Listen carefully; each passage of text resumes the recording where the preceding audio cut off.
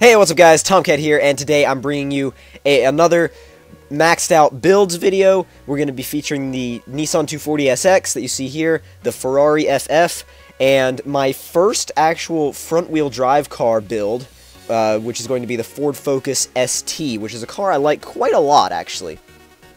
Now, starting out with the 240SX, I'm kind of scrolling through all these parts here, you know, thinking to myself, man, what do I really want to put on this car? Because I think personally that the 240SX actually looks really good without body kits, and I think a lot of the body kits are unnecessary and they make the car look overdone.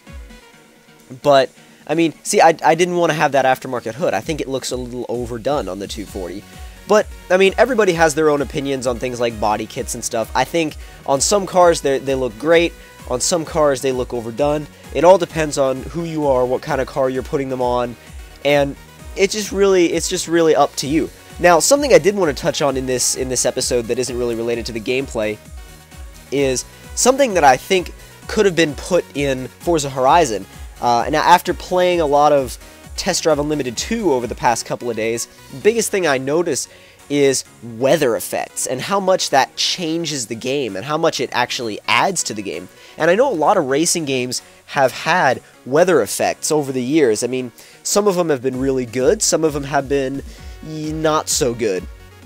But if you play Test Drive Unlimited 2, you can literally get stuck in a rainstorm, thunder, lightning. You can actually see the bolts of lightning, and it doesn't look like 2D lightning. It actually looks good. There's an actual flash on the screen. You can see the lightning bolt coming out of the sky. It's really well detailed, and I think that Forza, or the Forza series, could learn something from that.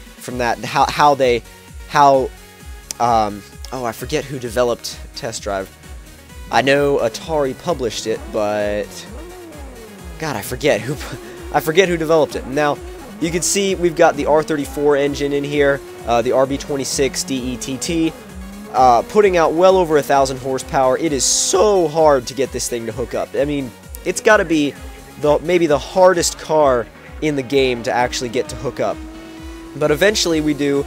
We reach like 5th gear, which, I mean, a car not hooking up until 5th gear is kind of crazy. But there are cars in real life that don't hook up until 6th gear. I mean, I remember a twin-turbo Viper from Hennessy Performance, I believe, that was doing some runway runs, and they were having trouble hooking up in 5th gear, which is absolutely crazy. It's totally insane. Oh, and right away, I do want to address, sorry about only posting one video yesterday. I was sick yesterday, so it was, I mean, I was sick. I wasn't feeling too well, and it was kind of a little, it was difficult to get a commentary together, and my voice wasn't on top of its game, and I really only felt up to about one video yesterday. But you can rest assured that those days are few and far between for me and my channel. So now we're on the Ferrari FF. Now, a lot of people don't like this car because of the way the back end looks. They say it looks like a hatchback. Some say it looks like a station wagon. I think it looks cool. I think it actually looks quite cool, to be honest with you. And another controversial thing about this car is the fact that it's currently the only Ferrari that you can buy that's all-wheel drive. Now, all-wheel drive in a Ferrari sounds a bit... you just never hear all-wheel drive and Ferrari put together in the same sentence like that, but if you think about it, it's actually good for what this car was made for. This car was made for the billionaire that wanted something to take to the ski slopes. I mean, it was made for driving on things like snow, which is another thing that the Forza series could add. I mean, they didn't have it in the... no, they didn't have it in the Rally Pack. They only had dirt, but I think snow would have actually been a really cool addition to the game. Now, I know that snow is a little bit hard to kind of work into an open-world game, because how do you gauge when it's going to snow in an open-world game? You know, you don't go and make it so that it's kind of, I don't know, you can't make changing seasons in an open world game. That's very difficult, and I don't know how you would I have no idea how you would go about doing that, but now we're going to go ahead and start the top speed run. Surprisingly enough, the all-wheel drive system in the Ferrari FF is quite rear-wheel drive bias, so it does take a little bit of doing to get it to actually hook up.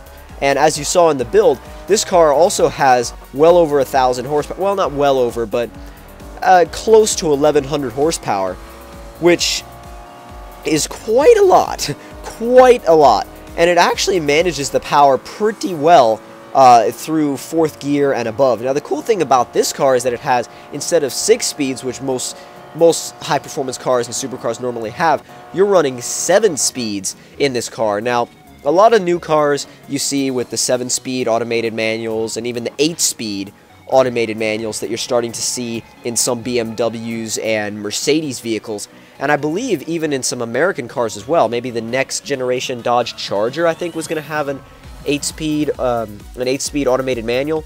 But now on to the next car, the Ford Focus ST. This is the first ever front-wheel drive car to be in a video on my channel.